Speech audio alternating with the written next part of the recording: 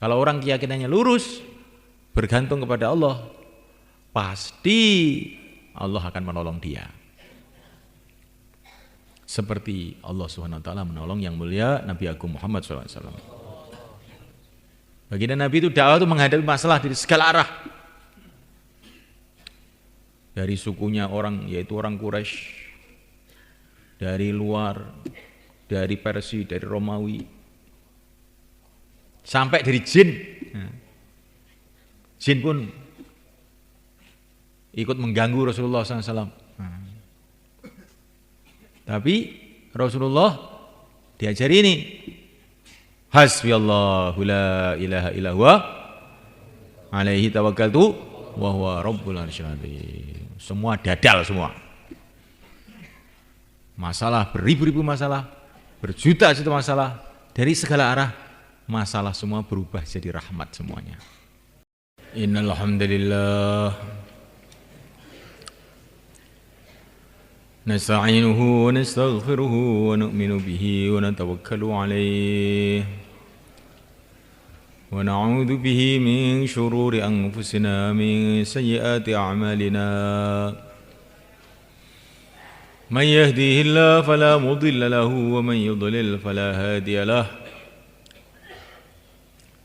asyhadu an la ilaha illallah wahdahu la syarika lahu wa asyhadu anna sayyidana maulana Muhammadan abduhu wa rasuluh Allahumma salli wa sallim wa barik alaihi wa ala alihi wa ashabihi wa tabi'ina lahum bi ihsanin ila yaumiddin amma ba'd faqad qala fi kitabil karim innal ladzina qalu rabbuna Allah thumma istaqamu wala khaufun 'alaihim wala hum yahzanun. Hadirin dimuliakan Allah Subhanahu wa taala.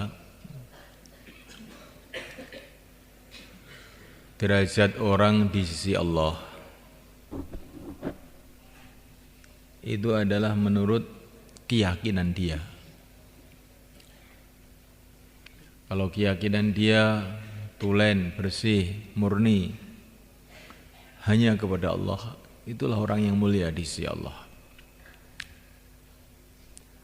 Tapi kalau keyakinan kita, keyakinan dia kepada makhluk, keyakinan dia kepada hartanya, kepada usahanya, kepada kepandaiannya,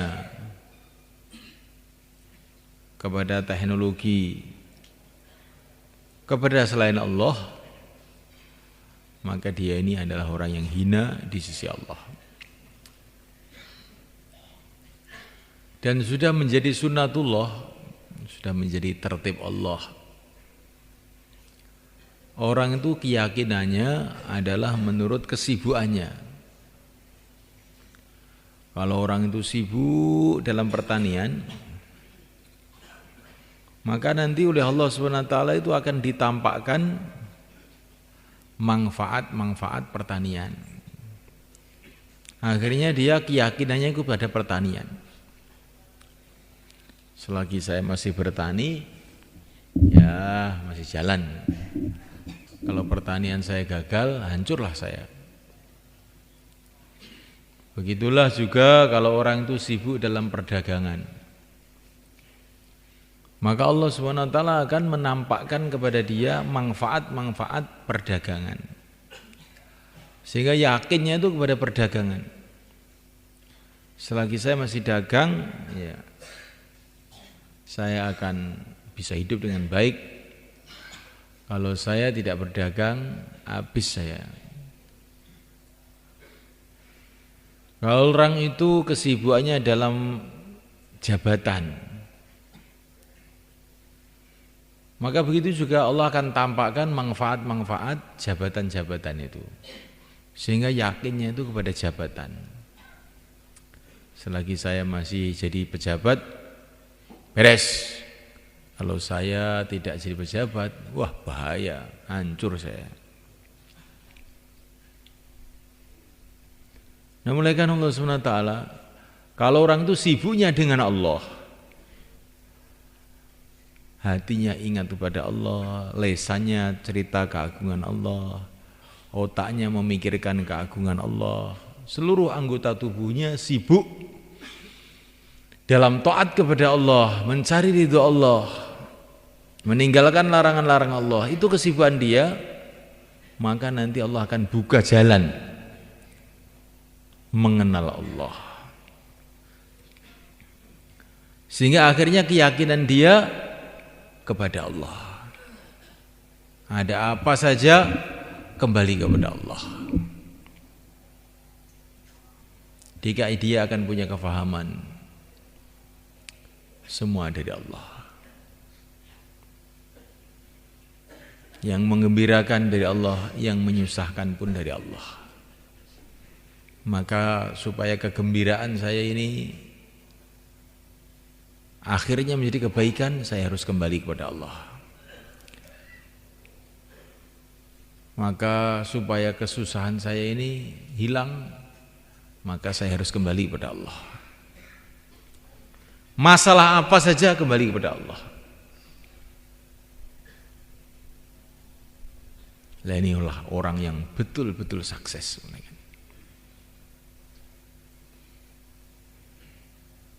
Orang yang yakinnya kepada Allah inilah orang yang sukses. Orang yang yakinnya kepada makhluk, sebetulnya dia ini tertipu.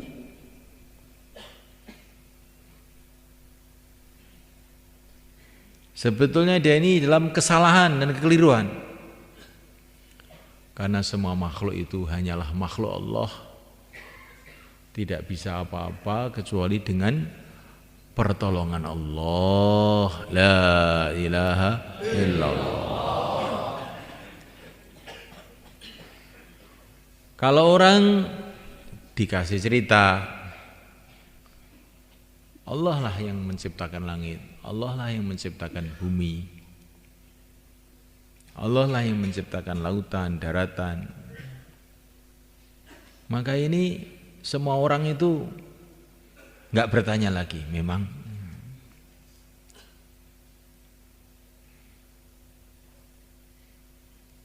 karena tidak ada manusia manapun, tidak ada negara manapun, tidak ada ahli teknologi manapun yang mengaku menciptakan bumi, langit, bulan, bintang, gunung-gunung, enggak ada.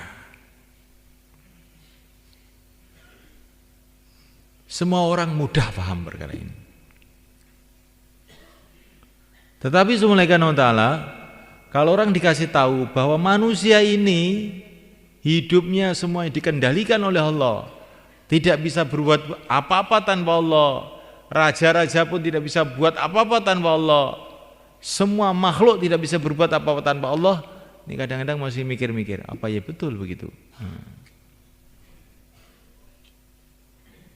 Maka Allah subhanahu wa ta'ala memberikan kepada kita kalimah untuk meluruskan keyakinan itu, yaitu la haula wala quwata illa billah. Tidak ada usaha, tidak ada kekuatan bagi siapa saja, manusia, jin, malaikat, siapa saja. Tidak ada usaha, tidak ada kekuatan illa billah, kecuali dengan Allah.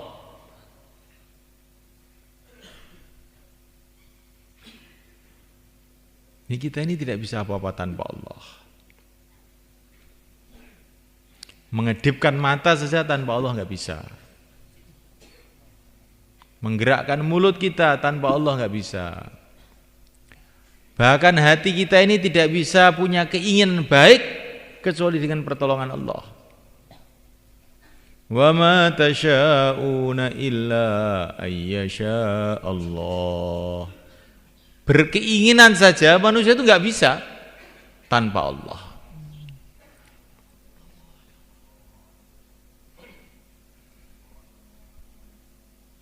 Begitu yang diceritakan dalam Quran. Dan insya Allah ini sampai di sini paham kita. Tetapi paham itu bukan berarti sudah yakin. Ini sudah paham, manusia tidak bisa buat apa-apa tanpa Allah. Tapi nanti kalau ada masalah dengan manusia, kita lupa kepada Allah. Kenapa kamu nggak mondok lagi, nak? Nah, orang tua saya nggak ngirim duit. Oh, jadi yakin kamu pada orang tua kamu.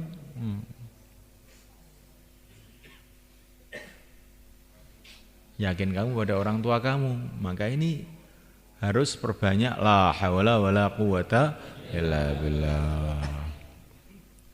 Nanti kalau kita keluar di mahalah-mahalah itu kita akan mendengar orang-orang mengeluh. Sebetulnya di sini ini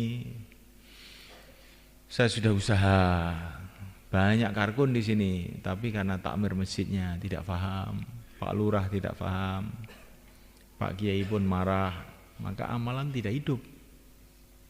La haula wala quwata illa billah. Pak Lurah, Pak Kiai, takmir masjid, semua manusia hatinya di tangan Allah. Kembalilah kepada Allah dalam segala masalah.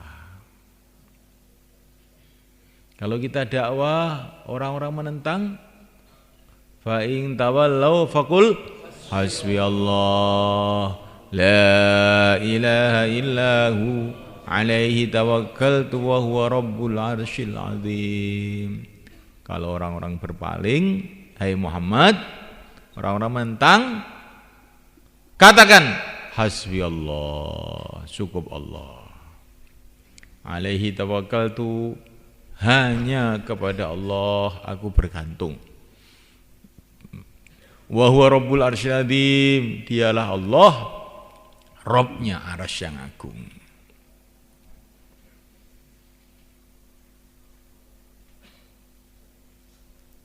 Itulah pelajaran dakwah di antaranya yang diajarkan oleh yang mulia baginda Muhammad SAW dari Allah SWT. Jadi kalau kamu menghadapi tantangan, hasbiyallah la ilaha illa huwa alaihi tawakkaltu wa rabbul arsyil azim. Kalau kita dapat tantangan, orang sini sulit ini, orang sini begini, orang sini begini, karena ini, karena itu, berarti kita ini keyakinannya masih salah. Kalau kita mendapatkan tantangan, hasbiyallah la ilaha illa huwa alaihi tawakkaltu wa rabbul arsyil azim, nah ini berarti keyakinan kita sudah lurus. Kalau orang keyakinannya lurus, bergantung kepada Allah, pasti Allah akan menolong dia. Seperti Allah SWT menolong yang mulia Nabi Agung Muhammad SAW. Baginda Nabi itu dakwah itu menghadapi masalah dari segala arah. Dari sukunya orang, yaitu orang Quraisy, dari luar, dari Persia, dari Romawi, sampai dari jin. Jin pun ikut mengganggu Rasulullah SAW. Tapi Rasulullah diajari ini, hasbiyallahu la ilaha illa huwa alaihi tawakkaltu wa huwa rabbul arsyil azim. Semua dadal semua. Masalah beribu-ribu masalah, berjuta-juta masalah dari segala arah, masalah semua berubah jadi rahmat semuanya.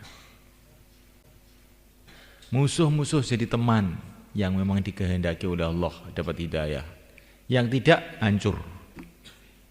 Yang tidak hancur.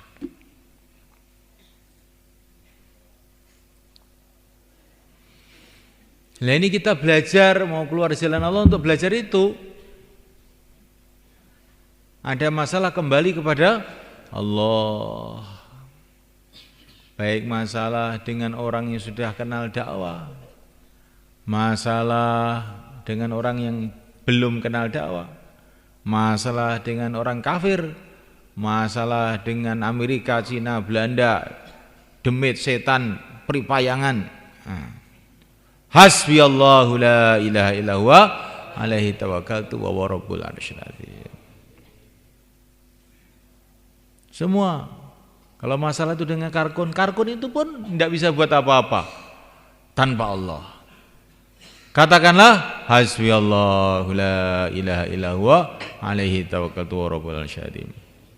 Masalah dengan takmir masjid itu pun makhluk Allah, enggak bisa apa-apa tanpa Allah.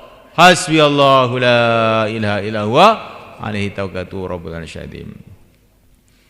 Masalah dengan siapa saja, dengan jin sekalipun, hasbiyallahu la ilaha illa huwa alaihi tawakkaltu wa rabbul arsyil.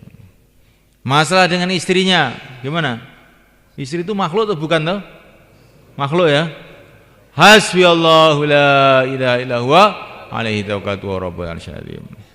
Masalah dengan anaknya, hasbiyallahu la ilaha illa huwa alaihi tawakkaltu wa rabbul arsyil. Masalah dengan dirinya sendiri sekarang. Setiap bayan mesti ngantuk, ini kan masalah tuh ini. Masalah bukan? Kalau bukan masalah berarti kamu itu tidak tahu masalah. Ini masalah besar ini. Bagaimana caranya? Hasbiyallahu la ilaha illa huwa alaihi tawakkaltu wa rabbul arsyil. Kembali kepada Allah dalam setiap masalah.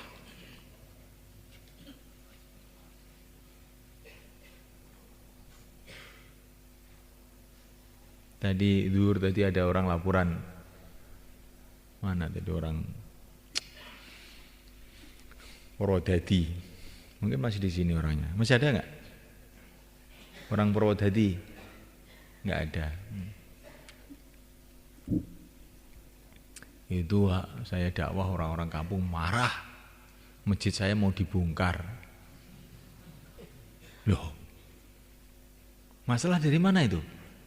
Dari orang kampung. Hasbiyallahu la ilaha illa huwa alaihi tawakkaltu wa rabbul arsyil. Masalah itu dari Allah, bukan dari orang kampung. Allah menggerakkan orang kampung untuk menguji kita. Bisa hasbi Allah atau tidak? Kalau ada Allah menggerakkan orang kampung, terus kita bisa hasbi Allah, lulus. Allah menggerakkan siapa saja untuk menguji kita. Mungkin menggerakkan anak kita, mungkin menggerakkan istri kita, mungkin menggerakkan tetangga kita, mungkin menggerakkan karkun, non karkun. Bagaimana? Hasbiyallahu la ilaha illa huwa alaihi tawakkaltu wa rabbul arsyil. Setelah itu terus sibuk dalam perbaikan amal. Allah mendatangkan masalah-masalah ini sebabnya dua. Allah mendatangkan masalah-masalah pada orang-orang suci, yaitu para nabi, untuk meningkatkan derajatnya. Kalau kepada kita tidak begitu. Allah mendatangkan masalah-masalah kepada kita untuk membersihkan dosa-dosa kita. Maka dicek, kalau ada masalah itu dicek. Pertama kali cek keyakinan. Hasbiyallahu la ilaha illa huwa alaihi tawakkaltu wa rabbul arsyil. Kemudian cek ibadah. Ini seperti ke dokter tuh gitu, dicek dulu. Ini kok sakit tuh, cek apa? Cek darah, cek kencing, cek berak. Cek apa-apa. Sekarang begitu. Amalan terus pertama kali cek iman. Yakinnya kepada Allah apa yakinnya sama makhluk? Kalau yakinnya kepada makhluk, cepat-cepat tobat. Astagfirullah, astagfirullah. Hasbiyallahu la ilaha illa huwa alaihi tawakkaltu wa rabbul arsyil. Kemudian cek ibadah, ibadahnya benar enggak? Nah, dicek ibadah. Wudunya benar enggak? Kalau wudu mestinya 1 dayung cukup, terus ngambil 5 dayung, padahal itu air umat, harus tobat. Harus tobat. Itu air umat. Wudu cukup 1 dayung, lebih dari itu kamu udah dosa itu. Perasaan kamu ibadah padahal berbuat dosa. Cek sholatnya. Subuh terlambat apa enggak? Kalau terlambat diperbaiki. Sholatnya, rukuknya, sujudnya, kekhusyuannya, cek semuanya. Cek ibadah semuanya. Zakatnya, puasanya. Kalau yang mampu haji, hajinya dicek. Perbaiki ini semua amalan-amalan ibadah ini. Karena kalau amalan ibadah tidak kita jaga, maka ini bahaya. Akan mendatangkan musibah-musibah dalam kehidupan kita. Jaga ibadahnya sungguh-sungguh. Yang sudah kadung bolong-bolong tidak tertib, ya kita taubat. Sekarang kita tertibkan ibadah kita. Insyaallah mulai kan? Kemudian ketiga, cek muamalah. Yang masuk dalam mulut kita ini betul-betul halal atau tidak? Dagangnya halal betul tidak? Orang itu pikirnya kalau dagang sudah dapat laba, bisa bikin perusahaan sukses. Tidak, belum sukses. Kalau dagangnya halal 100%, berarti itu sukses. Kalau dagangnya ada ribanya, itu tidak sukses. Walaupun kamu dapat laba banyak, tetapi kamu bermasalah dengan Allah, tidak sukses. Hasilnya tiap hari 10.000 halal, sukses. Hasilnya setiap hari 100 juta campuran riba, itu adalah gagal. Cek muamalah, bersihkan betul muamalahnya. Kalau muamalah kita ternyata ada yang tidak benar, istighfar, tobat kepada Allah SWT. Insyaallah mulai kan? Kemudian cek muasyarah. Yang ketiga, cek muasyarah. Muasyarah itu sopan santun dengan sesama manusia, sesama muslim. Bagaimana kita punya sopan santun dengan orang tua, dengan istri, dengan anak, dengan teman atau tidak? Apa kita ini sering berkata yang menyakitkan hati orang Islam? Nah, dicek. Kita muasyarahnya benar atau tidak? Masih gunjing orang atau tidak? Masih suka nipu atau tidak? Dicek ini muasyarahnya ini. Karena muasyarah yang buruk mengakibatkan datangnya musibah pada kita. Muasyarahnya dicek. Jangan gunjing orang lagi, jangan bohong lagi. Kalau keluar membawa HP itu berarti bohong. Loh, kok bohong, Pak? Iya. Keluar itu katanya 4 bulan, 40 hari kamu niatkan untuk dakwah. Untuk ta'lim wa ta'alum, zikir ibadah khidmat. Kok ada HP? Bohong. Ini kita ini telah membohongi diri kita sendiri. Tidak konsekuen, tidak disiplin dengan Allah Subhanahu wa taala. Tidak disiplin dengan kerja Rasulullah SAW. Siapa punya HP angkat tangan? Tidak ada yang angkat tangan. Tidak usah angkat tangan. Tapi awas nanti kalau ada yang awas nanti.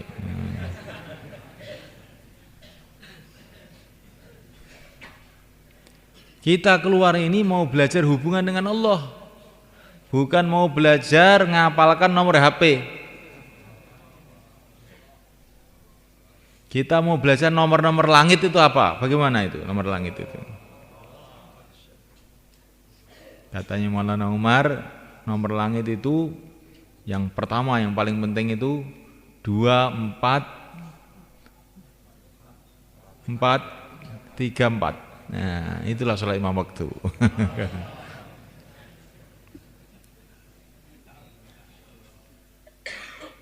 Barang siapa habis sholat baca subhanallah, subhanallah, subhanallah 10 kali. Alhamdulillah, alhamdulillah, alhamdulillah 10 kali. Allahu Akbar, Allahu Akbar, Allahu Akbar 10 kali. Kemudian dia doa, doanya akan makbul. Tapi kalau perutnya haram, muasyarahnya tidak baik. Bagaimana mau makbul doa kita? Cek muasyarah, insyaallah. Kita harus berbicara yang baik. Jangan berbicara buruk pada orang Islam manapun. Jangan mengatakan ini ada ulama yang belum keluar, kemudian kita mengatakan ya kiai ini belum dapat hidayah. Innalillahi wa inna ilaihi raji'un. Orang yang sudah mengatakan asyhadu alla ilaha illallah itu sudah dapat hidayah berarti. Belum keluar ya, belum keluar gitu aja, jangan bilang belum dapat hidayah, itu menyakitkan hati orang namanya. Belum dapat hidayah, Masya Allah. Ini bahasa karkun ini begini ini. Ya.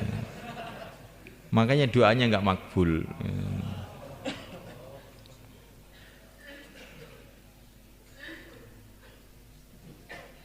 Kepada temannya sendiri, ini karkun sejuk, ini karkun panas, karkun anget, karkun apa. Ini tinggalkan itu kata-kata itu. Insyaallah mulai kan?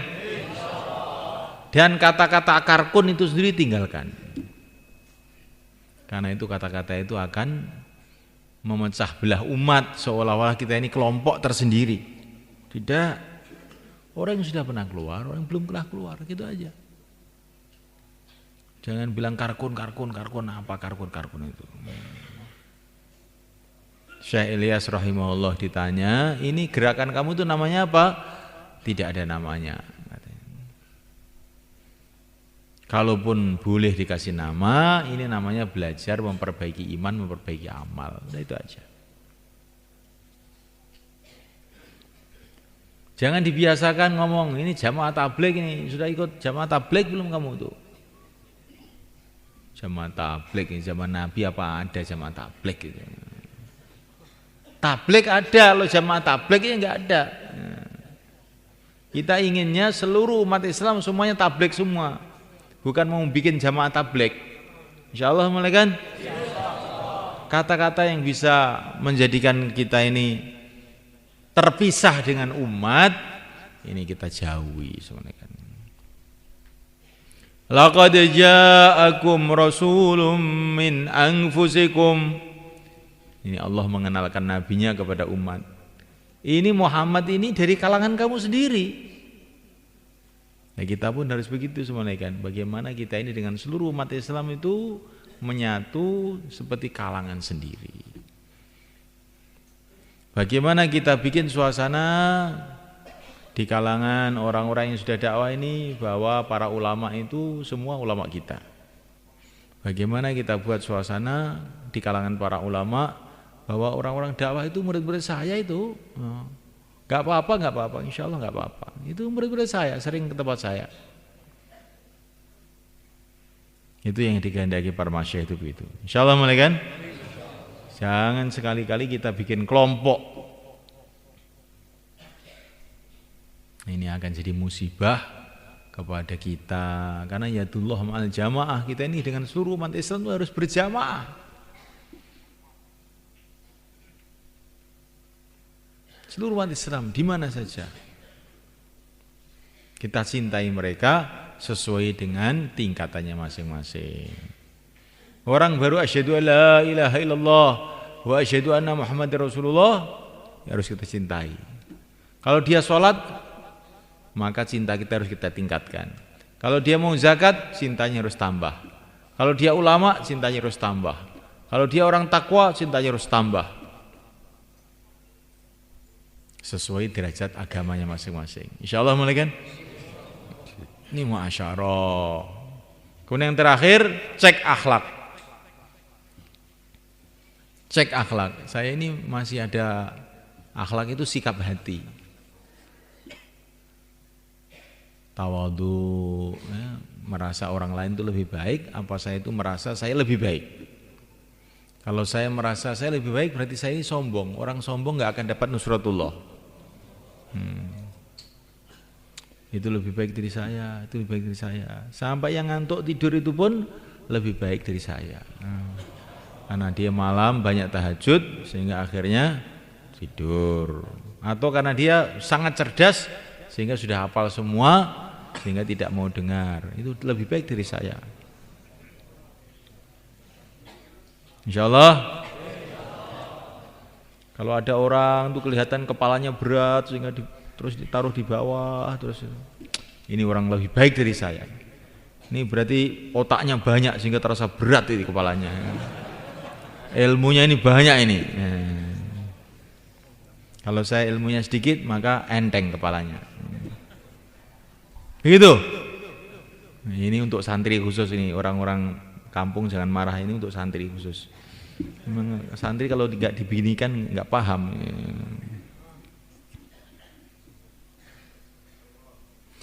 Jadi semulaikan Allah Subhanahu wa taala, kalau kita ini dalam menghadapi masalah kembali kepada Allah, cek ibadah kita, cek muamalah kita, cek muasyarah kita, cek akhlak kita.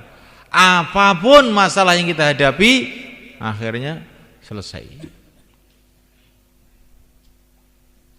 Insyaallah malaikat. Sebagaimana yang mulia Nabi Agung sallallahu alaihi wasallam. Sebagaimana para sahabat, sebagaimana orang-orang soleh terdahulu, ketika mereka pegang agama itu sungguh-sungguh. Bukan para nabi itu tidak punya masalah, banyak masalah, tapi masalahnya semua selesai dengan baik. Bukan para wali-wali Allah itu enggak punya masalah, banyak masalah.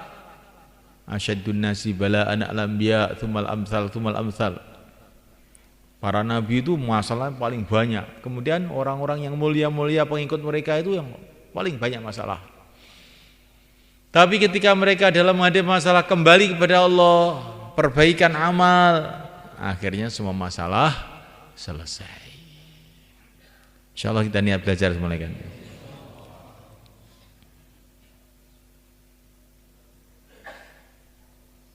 Ini baru pembicaraan.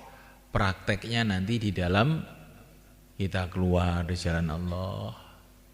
Ketika kita mau menghidupkan masjid di makomi kita. Kalau kita dengan cara ini, wis toh, masalah apa saja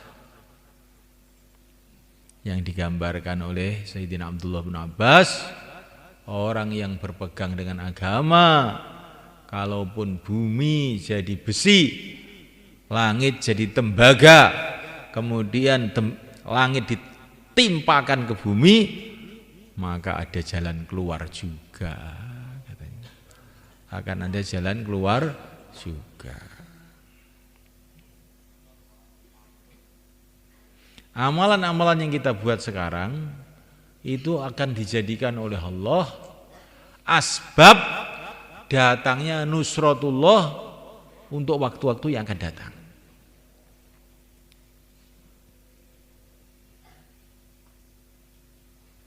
Amalan yang kita buat malam ini nanti akan dijadikan asbab oleh Allah datangnya pertolongan-pertolongan Allah untuk besok. Amalan yang kita buat besok akan jadi asbab datangnya pertolongan-pertolongan Allah pada waktu malamnya. Terus begitu sampai kiamat, sampai akhirat. Maka Nabi bercerita ada 3 orang yang masuk gua karena kehujanan dalam perjalanan. Kemudian guanya amblek, tertimbun batu. Tapi orang 3 ini semua punya amalan. Maka dia berdoa, ya Allah, saya itu punya amalan, khidmat sama orang tua saya habis-habisan.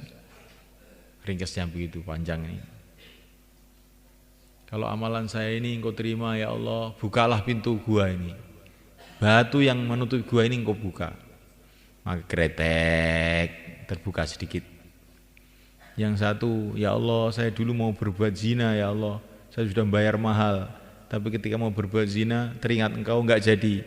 Ya Allah, kalau ini engkau terima ya Allah, kalau ini ikhlas karena engkau, bukalah pintu gua ini. Kretek, buka lagi.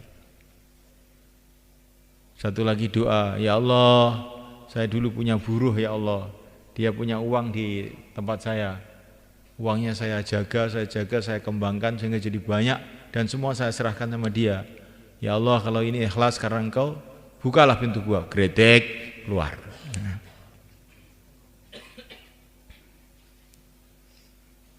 Karena yang di dalam gua itu 3 orang, maka 3 orang harus doa semua.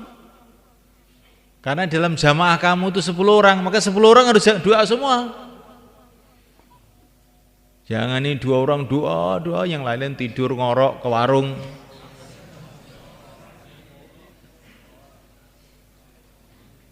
Tiga orang masuk gua, maka 1 orang doa gretek, ini belum bisa keluar. 2 orang doa gretek, belum bisa keluar. 3 orang semua doa, keluar. Maka orang dakwah ini bukan hanya doa, tapi doa ngajak doa. Bukan hanya perbaikan dan ngajak perbaikan. Dimulai daripada orang-orang sekitar kita sendiri. Insyaallah mulaikan.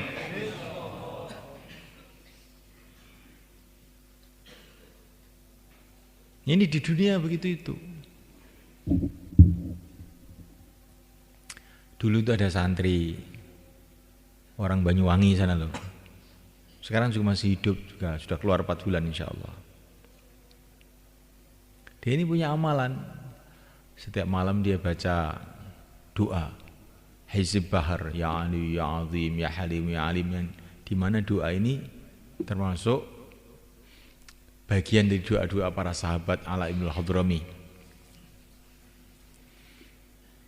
Dia istiqomah itu, mulai di pondok itu sudah istiqomah begitu. Akhirnya dia pulang ke Banyuwangi sana. Terus dengan beberapa temannya cari ikan ke lautan, naik kapal.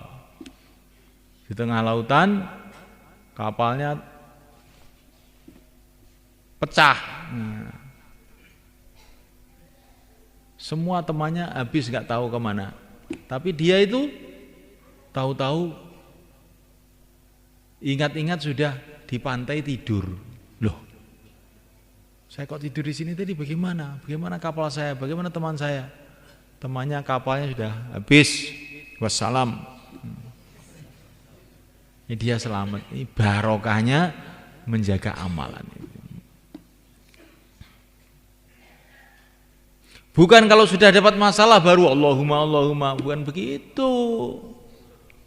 Waktu masih longgar ini buat doa-doa yang kuat dengan istiqomah. Nanti waktu ada masalah Allah jadikan amalan kita asbab datang pertolongan Allah. Beberapa tahun yang lalu saya kenal nih orang Surabaya ini. Dia istiqomah dalam dakwah. Tapi dia ini punya keampuhan. Istrinya itu beranak terus saja. Nggak tahu tuh, padahal dia itu keluar aja, tapi kok istrinya kok terus brodul terus itu. Akhirnya anak ke berapa, 8 pas 9 mau melahirkan tuh istrinya nggak bisa melahirkan. Dibawa ke dokter, dokternya bawa pulang, ini sudah terlalu terlalu banyak melahirkan, istri kamu nggak bisa melahirkan. Emang dokternya kurang ajar juga itu. Beberapa dokter itu begitu, kamu bawa pulang, sudah. Orang nggak mau KB, setelah nggak bisa melahirkan datang sini, dimarahi sama dokter itu. Zaman dulu dokter-dokternya itu dokter degleng. Akhirnya dia marah, kurang ajar makhluk-makhluk ini. Langsung istrinya diajak pulang sampai di rumah. Ya Allah, barokahnya saya 4 bulan ya Allah, kalau engkau terima keluarkan anak saya ini. Cenger langsung keluar. Ya, gitu. Tapi 4 bulan yang toleh 4 bulan dikurangi HP 10 menit, 30 menit, 3 jam, 4 jam, 5 hari.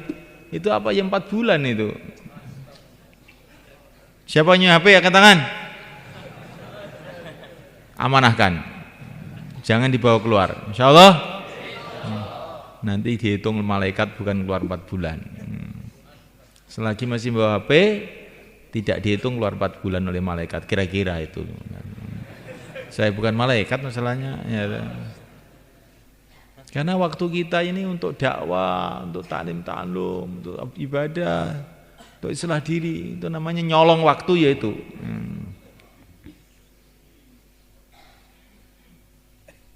Ini di mana-mana itu ya nggak apa-apa kok, keluar bawa HP itu di mana-mana nggak apa-apa kok, di Temboro aja itu dipermasalahkan. Lah iki pengen apik apa ora wis teko aku ya. Kamu pengen baik apa enggak? Saya tanya Rasulullah itu kalau keluar bawa HP enggak? Para sahabat keluar bawa HP enggak? Wali Songo keluar bawa HP enggak? Lah pengen dadi apa saiki wis? Aja ngengkel ae, wong nek ngengkel wis ora dadi. Golek alasan. Oh, tuh di mana-mana juga tidak dilarang apa? Saya ke India bawa HP ya orang-orang diam saja. Lah memang kamu dikasih tahu juga nggak mau kok, mesti diam saja. Insyaallah malaikat.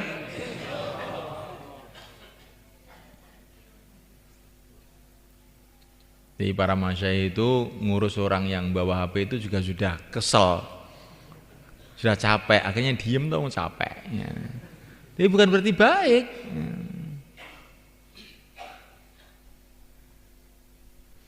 Ini Syekh Abdul Wahab di zaman dulu tahun 60-an,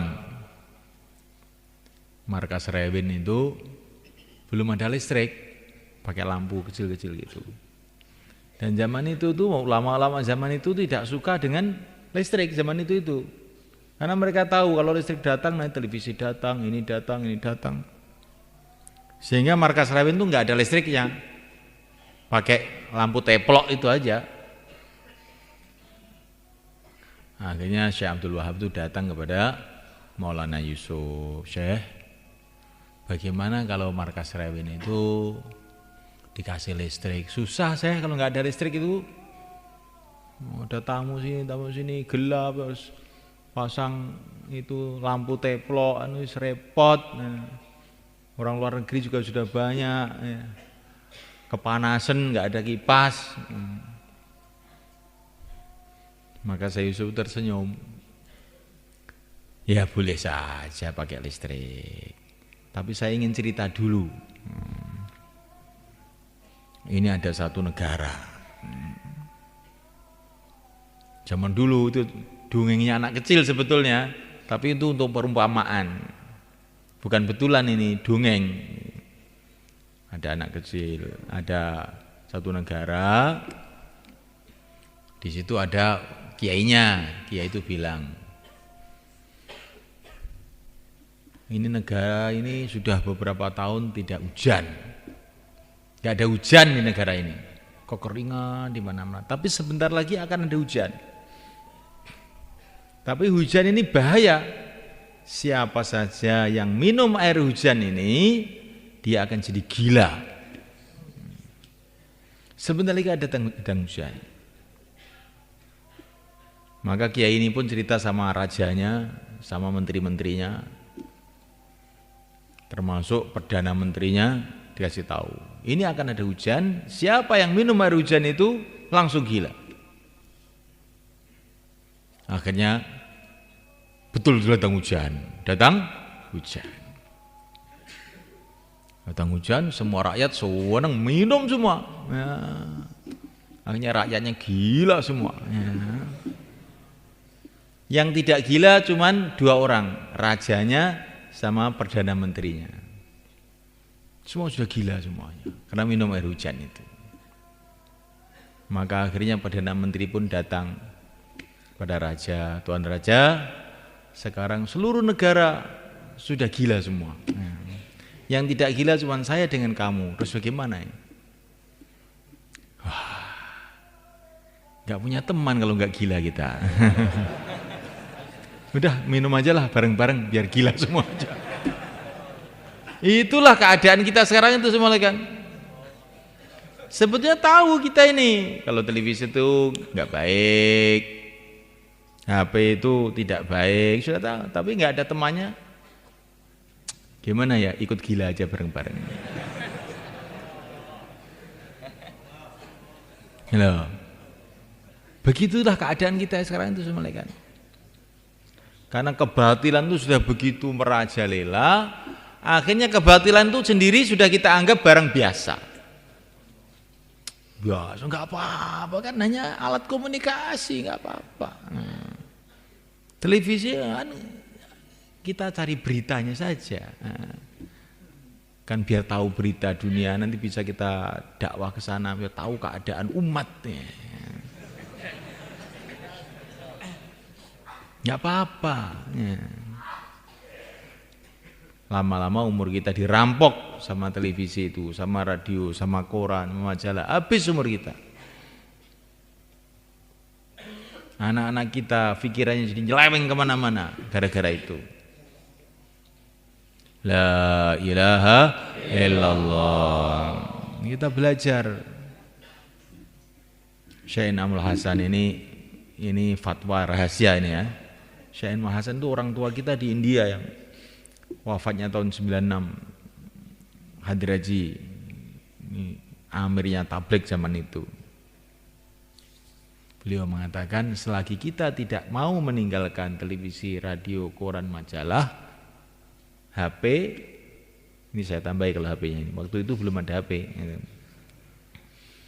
maka sulit kita menjadi orang yang takwa.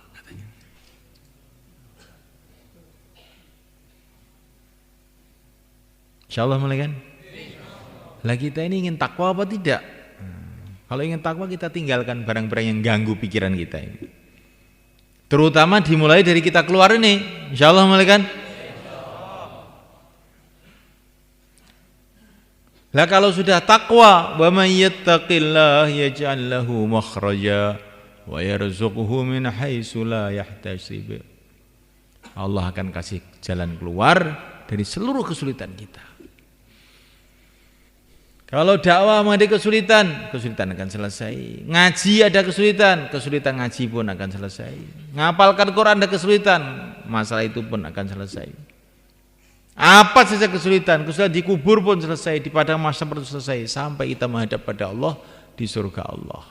Syaratnya takwa. Lah takwa itu kalau kita ingin takwa, syaratnya barang-barang yang mengganggu pikiran kita, hati kita yang kita buang. Kita mulai dari keluar ini. Insyaallah mulai kan?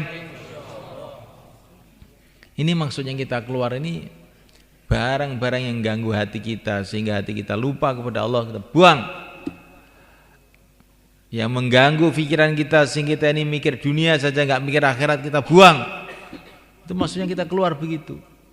Sehingga selesai 4 bulan, selesai 40 hari kita berubah.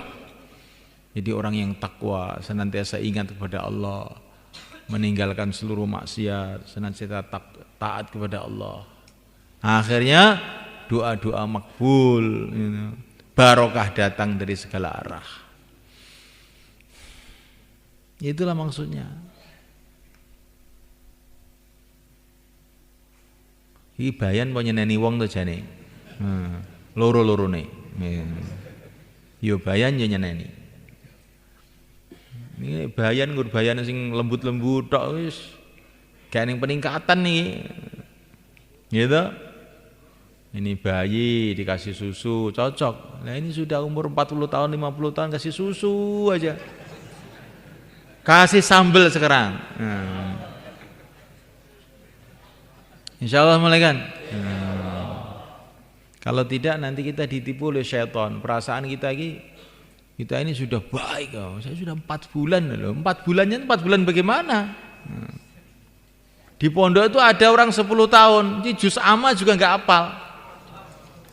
Memang di pondok itu kerjanya itu bikin kopi aja tiap hari. Bukan ngaji. Maka 10 tahun ya nggak ada peningkatan. Maka kita ini bagaimana 4 bulannya 4 bulan yang bermutu betul. Ada orang Arab keluar 4 bulan di Rewin. Setelah keluar 4 bulan mau pulang ditanya sama Syekh Abdul Wahab, bagaimana kesannya 4 bulan? Saya itu 4 bulan nggak ada kesan, Syekh. Nggak ada kesan gimana? Ya, iman saya tetap merosot, amalan juga tidak ada peningkatan apa-apa. Oh begitu ya.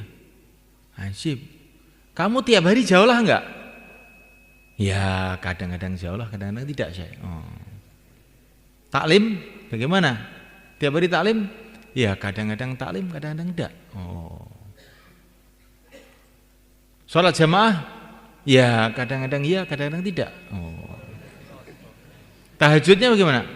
Ya kadang-kadang tidak, kadang-kadang iya. Kalau kamu waktu berjalan itu ngelihat wanita-wanita yang di jalan apa enggak? Ya kadang-kadang lihat, ya kadang-kadang tidak. Waktu kamu keluar masih gunjing orang atau tidak?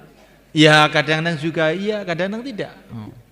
Kalau kamu keluar dengan cara ini, keluar 10 tahun pun enggak ada peningkatan. Namanya keluar itu 4 bulan itu murni sibuk di dalam dakwah, sibuk dalam taklim, sibuk dalam zikir ibadah, sibuk dalam khidmat, tambah satu lagi, tidak maksiat. Itu kalau sibuk kita dalam dakwah, taklim, zikir ibadah, khidmat, tapi juga maksiat terus. Itu minum obat terus, tapi juga minum racun terus, bagaimana bisa sembuh? Insya Allah mulai kan?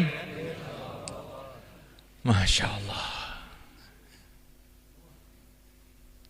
Ini belum bayan, ini cuma ngomong-ngomong saja. Ya.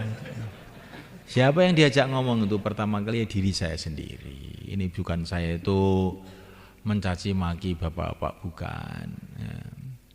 Mencaci maki diri sendiri pertama. Kalaupun bapak mendengar, ya alhamdulillah. Ya. Hadirin yang dimulakan, maka yang tadi malam atau pagi tadi belum mendaftarkan diri, sekarang mendaftarkan diri. Yang daftar 40 hari, malam ini dirubah 4 bulan. Itu orang tuh kalau belum 4 bulan itu masih begini. Atau 4 bulan, 4 bulannya dulu masih model orang Arab tadi, itu sekarang di 4 bulankan lagi. Kemudian yang belum 4 bulan, sekarang niat 4 bulan. Ini mumpung ini mau Ramadan. Kalau kita 4 bulan sekarang kita dapat Ramadan, sehingga kita dapat 700.000 Ramadan. Ramadannya dapat 700.000 Ramadan. Keluarnya sama dengan 70 kali keluar. Kalau orang itu amal dalam Ramadan dilipatkan 70 kali. Maka kita kalau keluar Ramadan nanti 70 kali, seperti 70 kali keluar. Kalau keluarnya jauh melewati lautan, tambah lagi 10 kali. Maka semulaikan yang mau daftar 4 bulan, asalnya kemarin 40 hari, sekarang daftar 4 bulan, atau yang belum keluar 4 bulan, atau ingin memperbaharui 4 bulannya, atau yang belum daftar 4 bulan atau 40 hari, silahkan berdiri ke selatan. Monggo. Monggo. Yang belum daftar atau yang sudah daftar tapi mau nambah yang 40 hari jadi 4 bulan. Monggo.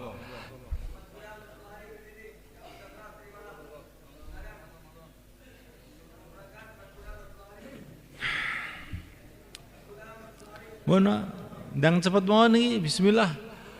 Niki nek gatekne atine awake dhewe gak mangkat-mangkat ta pokoknya. Mboten sah gatekne ati, mboten sah gatekne pikiran, sedang mangkat mawon bismillah pun nggih. Pikirane awake dhewe niki mubeng mawon mboten karuan pikirane nggih. Monggo sing badhe 4 bulan, 40 hari sing dereng daftar. Monggo jumeneng itu.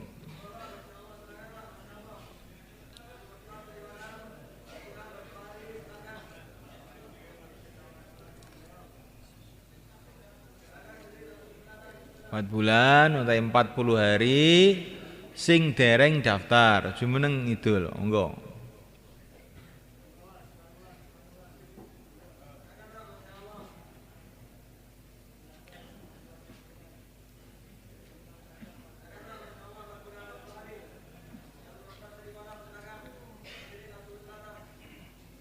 Utawi ngeten 4 bulan 40 hari sing pun daftar tapi dereng angsal jamaah, dereng terbentuk jamaah. 4 bulan 40 hari sing dereng angsal jamaah. Ra wau ra enjing nek mun dikumpulne jamaah-jamaah itu nek dereng sampean dereng gadah jamaah walaupun pun daftar sakniki daftar malih dalu niki kajeng dibentuk. Monggo. Jumeneng itu. 4 bulan 40 hari yang belum dapat jamaah kita daftar lagi, kita mau bentuk jamaah malam ini. Monggo.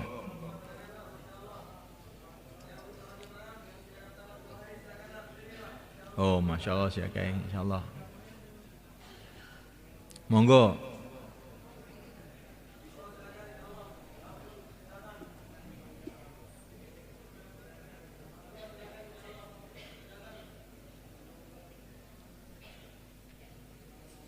Bismillah.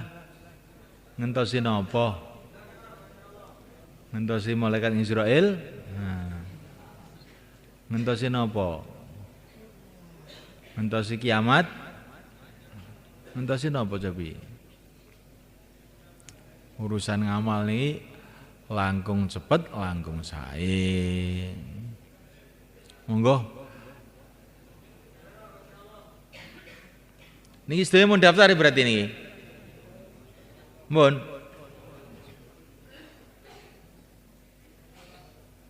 Kaya senten nggih, niki jur mangget, niki jur Temboro. Temboro maksudnya sing tumut Halakoh Temboro niki lho nggih. Ngalor teko Bluro ngidul teko Pacitan, ngital teko Nganjuk, ngulon teko Bluro. Niki kita niki AKT gitu jur kangge perbaikan amalan-amalan kita ngelurusaken damelan ageng niki piye dakwah ki dakwah sing tata dakwah sing tata niku tata atine tata amalane tata akhlake niku mungkin akhirnya mesti dadi kesainan mesti niku mboten kira-kira mesti ingkang surullah yang surukum. Tapi sing bahaya niki pertama kene mboten dakwah, utawi dakwah tapi atine ora tata, gitu. Amalane ora tata, akhlake ora tata. Nah niki mungkin dakwah tapi malah mboten karu-karuan semerawut. Lah niki maksude jur niki kangge dandan-dandan neh amalan niki. Mula mengke tesih enten taklim akhir, enjing-enjing enten bayan subuh. Terus enjing enten pemberangkatan jamaah. Terus enjing mulai zuhur niku musyawarah Jawa Timur gitu. Ngantos Ahad siang. Jadi niki enten gayan kathah niki. Jenengan saya tumut tak nggih? Aja ngrungokne bayan magrib terus mulai ngoten niku kesane kurang niku, terutama wong Mboro ki ambak niku, gitu. Bae omahe cedhak wis ono bayan wis mulai wis ilang neh teko omah wis lali neh. Sesuk teko neh ngrungokne bayan mulai lali neh. Nek jur niku etikah tu mriki ngoten. Ngantos mriki salam pemberangkatan jamaah. Insyaallah nggih. Kaya wong salat ngono, Pak. Salat barang-barang jam mbok arek salam ngentut dihitung mboten salat. Lah jur niki mulaine ngoten wis mulai urung rampung urung didungani mulai dhisik niku jenenge jure ngentut gitu. Nah niku mengke barokah kurang. Insyaallah Bang nggih. Kepahamane kurang, akhirnya nyambut gawe ngawur. Nyambut gawe ngawur akhirnya sing dugi mboten nusratullah tapi sing dugi niku semrawut malih. Aja mantuk nggih dalu iktikaf. Nah, tahajud, donga, tobat ning Allah. Niat barjur iki engko lurus nih atine, lurus nih amalane kelawan jaluk tolong dateng Gusti Allah. Insyaallah Bang nggih. Mohon sakniki 3-3 sekawan-sekawan, monggo. Yen 3-3 sekawan-sekawan napa wau sing jenengan mirengaken dibaleni kira-kira 10 menit. Terus mengke khidmat. Bar khidmat salat isya. Nggih. Nah, 3-3 4-4 bikin halaqah.